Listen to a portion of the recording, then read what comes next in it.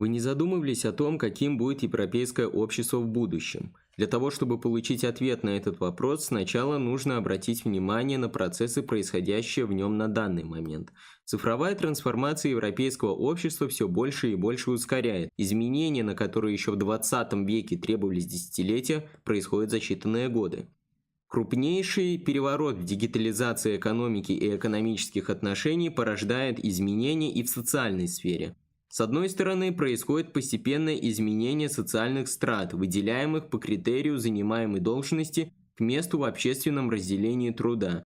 Достижения в био, нано, информационных и других сферах постепенно создают ситуацию резкого изменения в структуре традиционных профессий и специализаций. Как указывают ученые, происходит постепенное отмирание огромного количества профессий и специальностей. Человека заменяет компьютер, искусственный интеллект, что может привести к массовой безработице. С другой стороны, уже видны кардинальные изменения в социальной структуре, связанные с гендерным делением.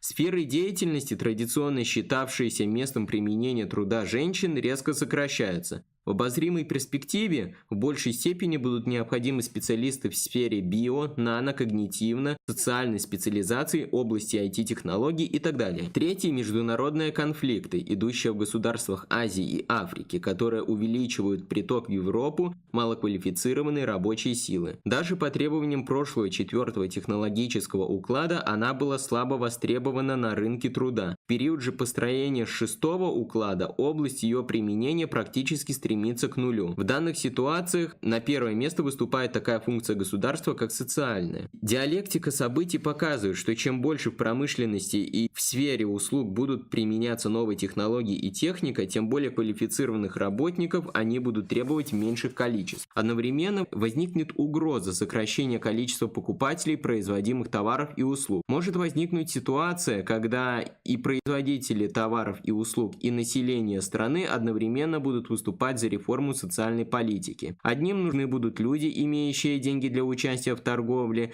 в роли покупателей, другим – социальное пособие, пенсии, потребительские кредиты для поддержания необходимого уровня жизни. Возможно, мы несколько наивны, но в описанной ситуации мы видим необходимость кардинального пересмотра сущности государственной политики в области социальной поддержки населения. Она может приобрести вид своеобразного инвестирования в промышленность, развитие новых технологий, дальнейшее движение к достижению шестого технологического уклада. Иными словами, социальное пособие и пенсии станут не просто объектами социального обеспечения, а инвестициями в промышленность, опосредованно вкладываемыми через нуждающиеся слои населения. Ситуация, описанная в начале нашего повествования, вполне естественно может повлечь некоторую радикализацию европейского общества. Люди, теряющие ориентиры в новом экономическом укладе и нуждающиеся в особой опеке со стороны государства, будут легко подвергаться стороннему влиянию. В этой связи государство должно способствовать росту волонтерского движения, взаимопомощи и объединения людей с целью поддержки нуждающихся слоев и отдельных физических лиц. С одной стороны, это позволит экономить государственные средства на социальное пособие и пенсии, работу штатного аппарата, служб социальной опеки и обеспечения. С другой, поможет людям найти свое место в условиях цифровой трансформации европейского общества и связанных с ней социальных и экономических проблем. Национальным государствам в одиночку решать эти вопросы будет затруднительно, поэтому перспективным может считаться их объединение в единый союз, создающийся по признаку не только Восточной, Центральной или Западной Европы.